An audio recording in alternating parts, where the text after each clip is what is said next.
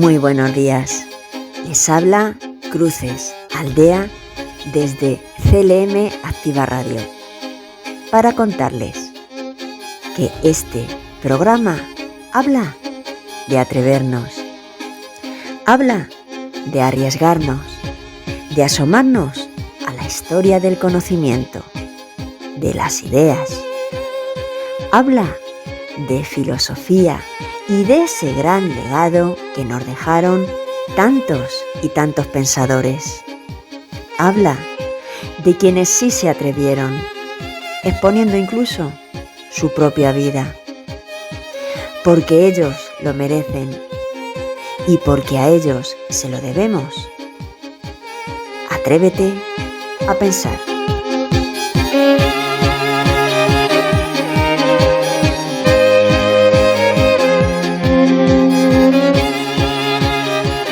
Continuamos Aristóteles recordando breve algo de su biografía, a la vez que nos preguntamos cómo se produce el movimiento que explica la existencia de todo lo múltiple que observamos a nuestro alrededor.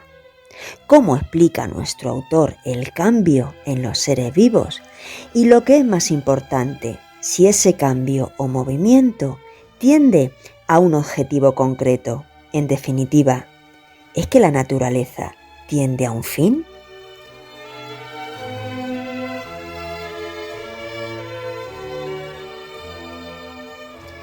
En la sección ¿Qué significa esta frase? Está hoy con nosotros Tomás Miranda Alonso.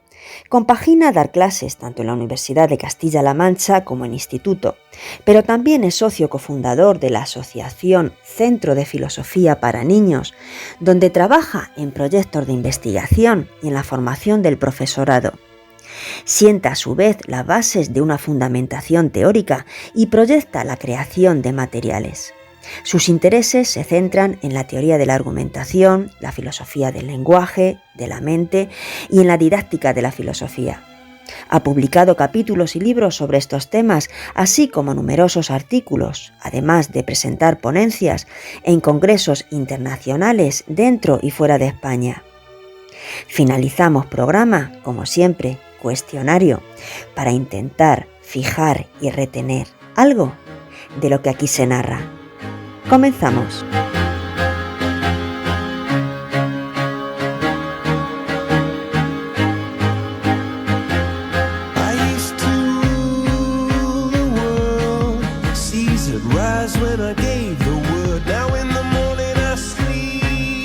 El ignorante afirma, el sabio duda y reflexiona.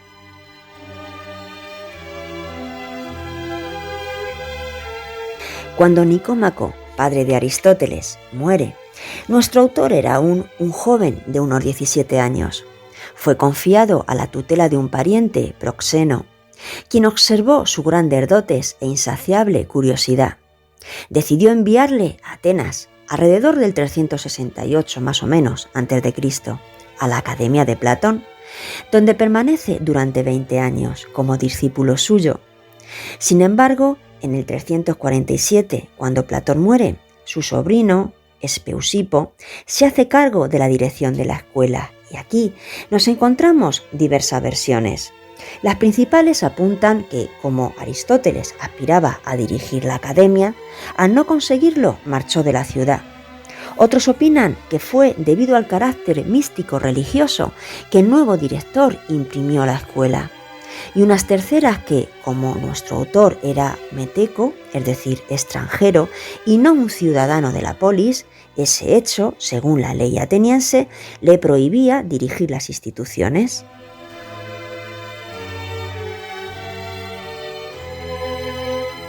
Apuntan, además, a que no era muy bien visto en Atenas por sus simpatías con los monarcas de Macedonia.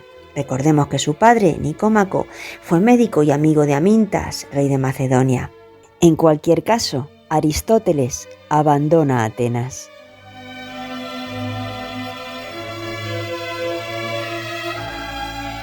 Pero retomemos la teoría y dejemos continuar la biografía para más adelante, porque acabamos espacio anterior preguntándonos por la naturaleza. Pues bien, Ya dijimos que como para nuestro autor el mundo físico, concreto, es el real, también es real la pluralidad y el cambio que en él observamos continuamente. Por tanto, la naturaleza se caracteriza por el movimiento, por el cambio, y esto lo podemos comprobar si observamos lo que nos rodea, los seres vivos, su crecimiento, las estaciones del año y, lo que es más importante, parece que estos cambios tienden a un fin determinado. Así, por ejemplo, un embrión realiza una serie de operaciones concretas, nutrición, desarrollo, hasta lograr la forma y perfección características del adulto.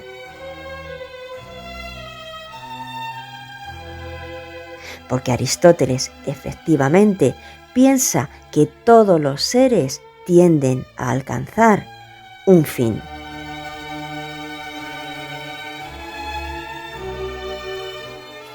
Por eso se dice que la naturaleza es teleológica, de telos, que significa fin, y ese fin es inmanente, está dentro de cada ser, y consiste en alcanzar la perfección. Por tanto, todos los seres naturales tienden a alcanzar la perfección que les es propia, y en eso consiste el bien.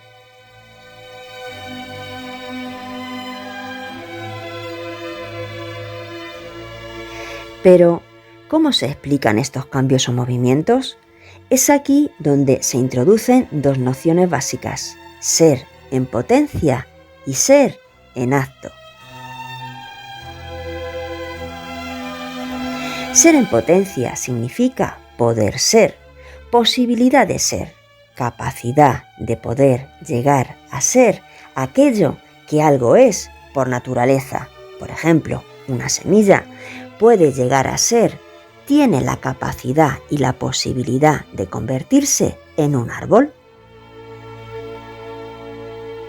Y ser en acto es ser actualmente, estar realizado. Es la realización efectiva de las posibilidades o potencialidades de los seres. Es la actualización de una potencia. Siguiendo el ejemplo de la semilla, ser árbol. Por tanto, el movimiento queda definido como el paso de la potencia al acto. Además, repetimos, el cambio, el movimiento es siempre necesario para que las cosas y los seres, incluido el propio ser humano, alcancen por naturaleza la perfección que les es propia. Por eso, todo cambio tiene un sentido finalístico, teleológico, para que cada cosa natural alcance su finalidad. De ahí que la naturaleza sea definida también como principio y causa del movimiento. En conclusión, para nuestro autor, los seres vivos están en perpetuo desarrollo o transformación. Proceso este de cambio dirigido desde su propia naturaleza, que es esencia, forma y principio de movimiento, y donde existe una finalidad interna que la orienta y dirige. Teleología, pues, inmanente, ya que el fin al que tienden todos los seres naturales es interno a ellos mismos, y ese fin no es otra cosa que su propia perfección. Y ahora comenzamos ya la sección. ¿Qué significa esta frase?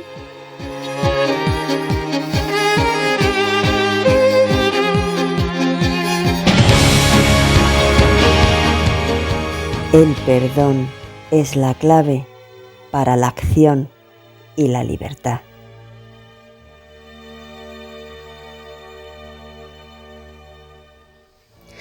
Hannah Arendt nace un 14 de octubre de 1906. De puntillas por su biografía, era de familia hebrea, fue criada por su madre en Königsberg. Destacó por su inteligencia rápida y precoz. A los 14 años ya lee a Kant y se apasiona también por el griego. En 1924 asiste a clases con Heidegger, con quien mantiene una relación personal y profesional. En el 28 obtiene su tesis, que se publica un año después, El concepto de amor en San Agustín. En el 33 debe abandonar Alemania por su identidad judía y colabora con diversas organizaciones. En París reside como apátrida, ya que en 1937 se le retira la nacionalidad alemana.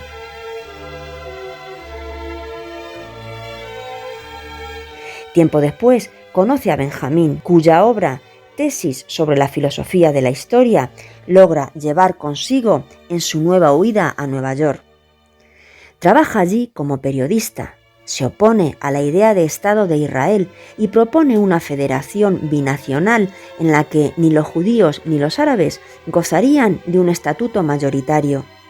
Tras la Segunda Guerra Mundial, instalada en Estados Unidos, se dedica a la reflexión sobre la filosofía política, pensamientos que plasmará en sus obras Los orígenes del totalitarismo, La condición humana, Entre el pasado y el futuro, 8 ensayos sobre el pensamiento político, Eichmann en Jerusalén, un estudio sobre la banalidad del mal y sobre la revolución, Hombres en tiempos de oscuridad y sobre la violencia. En el 72 escribe Crisis de la República, a propósito de la crisis política que vive Estados Unidos, pero en los últimos años de su vida su interés retorna de nuevo hacia la propia filosofía. Muere en 1975 sin acabar su última obra, La vida del espíritu. Hannah Arendt, partiendo de su dura experiencia personal, reflexionó sobre la historia del siglo XX.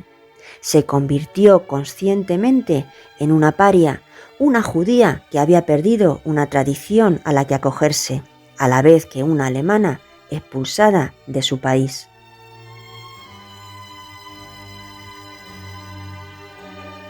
Y hoy, aquí, Tomás Miranda Alonso sacude nuestra memoria y nos traslada de nuevo a ella a través de su mirada, recorriendo una de sus reflexiones. Porque, ¿acaso es lo mismo el pensamiento que el conocimiento?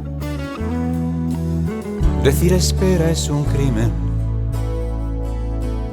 Decir mañana es igual que matar. Ayer de nada nos sirve. Las cicatrices no curan el mal. Solo morir permanece como la más inmutable razón. Vivir es un clavo ardiente, un ejercicio de gozo y dolor.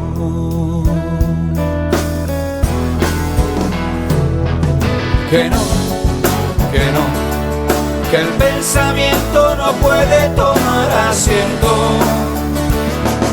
que el pensamiento es estar siempre de paso, de paso, de paso, de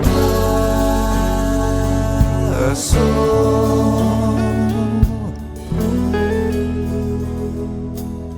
¿Quién pone reglas al juego? Se engaña si dice que es jugador. Lo que le mueve es el miedo de que se sepa que nunca jugó. La ciencia es una estrategia, es una forma de atar la verdad, que es algo más que materia, pues el misterio se oculta detrás.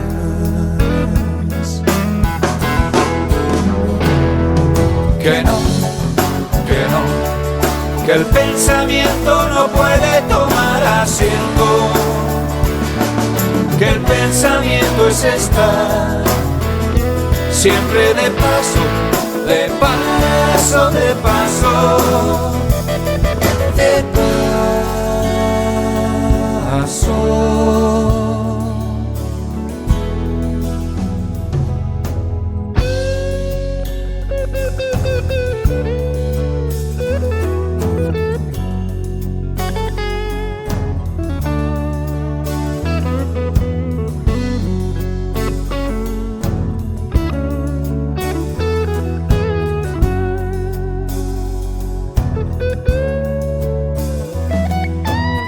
Hay demasiados profetas,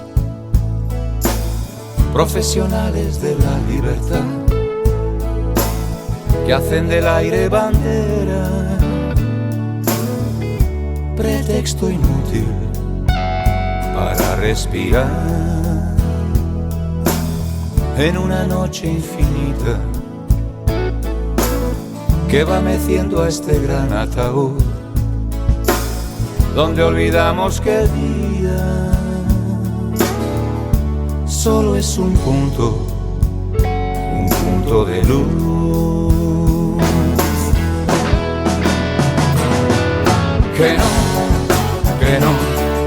Que el pensamiento no puede tomar asiento, que el pensamiento es estar siempre de paso, de paso, de paso, de paso.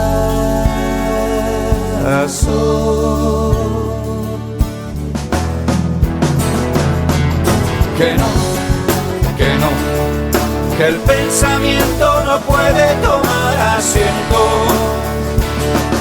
que el pensamiento es estar siempre de paso, de paso, de paso, de paso.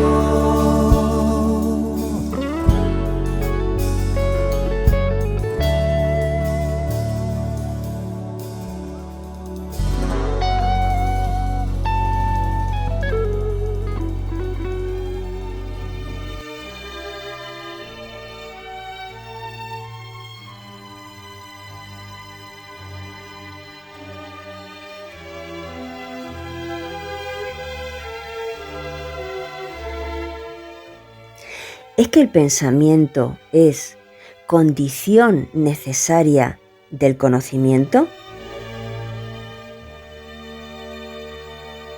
Damos paso ya a la cita. La razón es condición a priori de la cognición. Escuchamos.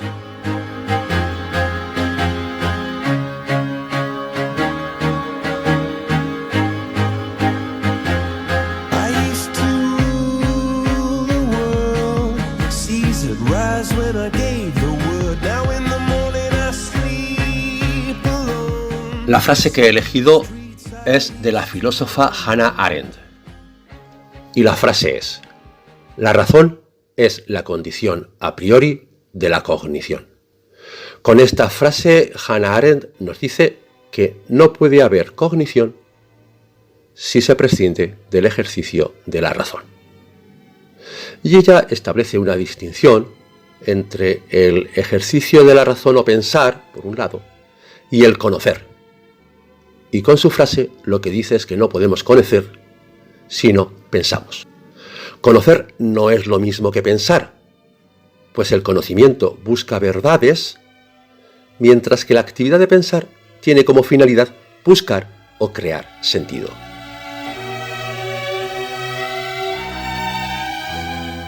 Las verdades a las que podemos llegar con el método científico no son capaces de saciar la necesidad de saber que tiene el ser humano, el cual no se conforma con el mero conocimiento de una parte de la realidad que se reduce a relaciones cuantitativas y que se puede conocer con el método de la ciencia.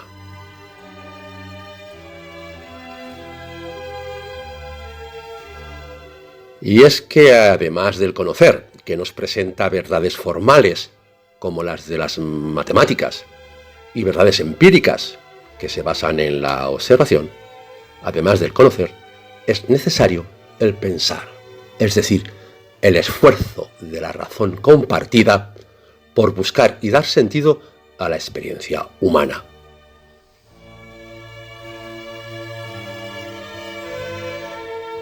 El pensamiento es como el arco que arroja continuamente el dardo de la pregunta a la totalidad de lo real, sin detenerse ante el imperio de las apariencias sensibles ni del propio sentido común.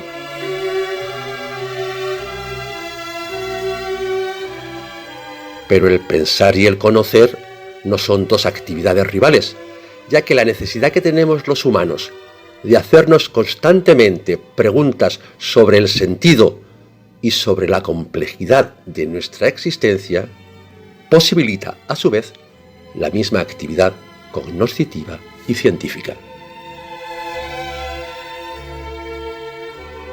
Por ello dice Hannah Arendt que la razón pensante, la razón que no para de hacer preguntas que carecen de una respuesta capaz de tranquilizar nuestro espíritu, esa razón pensante es condición a priori, es decir, es condición necesaria para que haya conocimiento.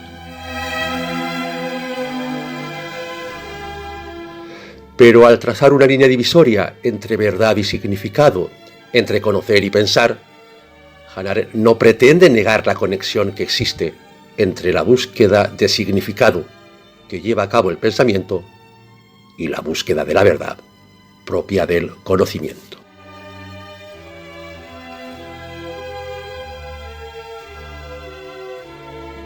Hannah Arendt reivindica la necesidad del ejercicio de pensar, al lado del de conocer. Pues si los humanos llegamos a perder alguna vez el ansia de hacernos preguntas sin respuestas, dice ella, preguntas que no se pueden responder con los métodos de las ciencias, es decir, si perdemos el ansia de pensar, entonces no seremos capaces de crear arte, ni podríamos plantear aquellas preguntas que no tienen respuestas, preguntas sobre las que se basa nuestra civilización.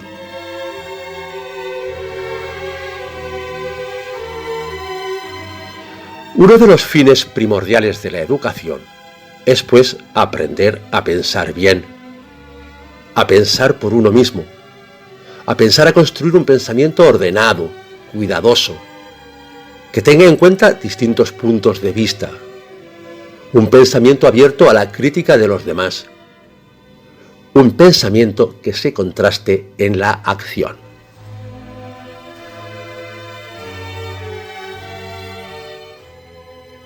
La tarea principal de la educación consiste en ayudar a los niños y adolescentes, y en última instancia a todas las personas, a ser más reflexivos, más juiciosos, más críticos y capaces de pensar por sí mismos.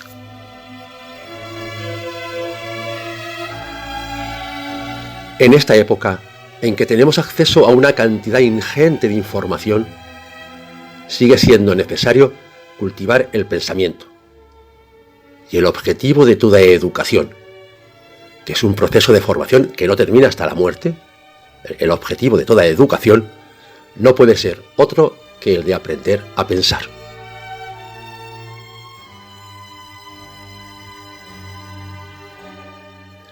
Y cuando la reflexión se abre a problemas de carácter existencial, problemas que hacen referencia al sentido de la vida, a problemas morales, a valoraciones estéticas, o cuando se reflexiona sobre el propio pensamiento y el conocimiento, entonces estamos hablando de una reflexión filosófica. Un pensamiento o una educación que excluyan esta dimensión filosófica no pueden ser ni un pensamiento ni una educación en libertad.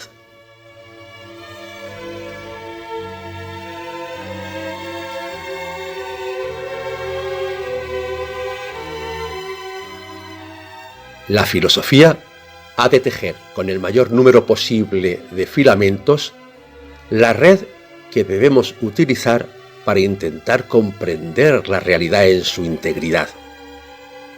Una realidad que es polimórfica y que no puede ser entendida si solo se la mira desde una única perspectiva.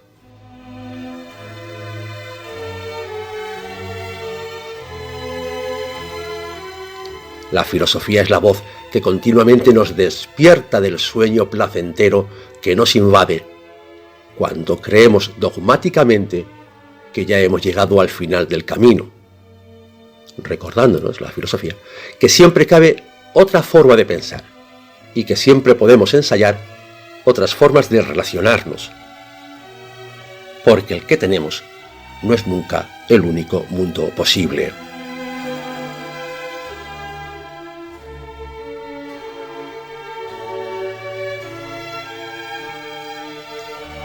La tarea filosófica consiste en posibilitar una manera de mirar y contemplar la realidad que nos permita una comprensión profunda de la misma y nos descubra también todas las posibilidades de transformación que ella encierra.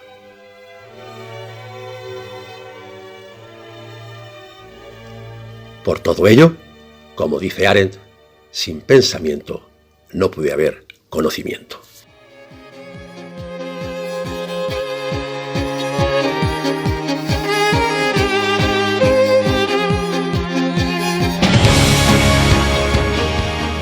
Muchas gracias, Tomás, y ojalá que en nuestra memoria nunca se olviden figuras como la de Hannah Arendt, ni que tampoco se nos olvide nunca eso que cuentas, ese fin auténtico que toda educación debe tener y del que es imposible prescindir, ese aprender a pensar, para que la filosofía, como expones, continúe despertándonos de ese sueño tan placentero como irreal. Cuídate mucho y desde aquí te enviamos un gran y enorme abrazo.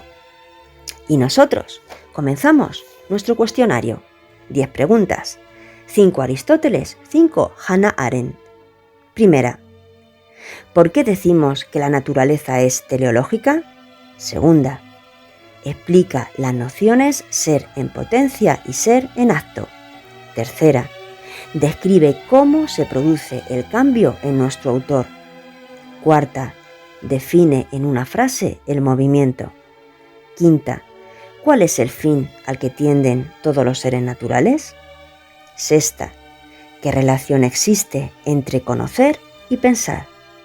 Séptima, ¿cómo se relacionan filosofía y ciencia?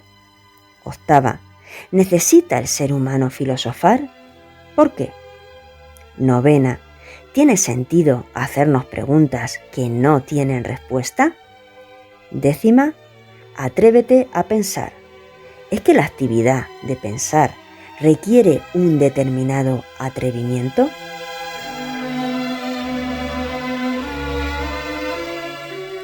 Y hasta aquí por hoy. Recuerden que en este curso pueden escucharnos miércoles alternativos, próximo programa en 15 días, 3 de noviembre, a eso de las 12 y 21 horas, domingos a las 13 horas.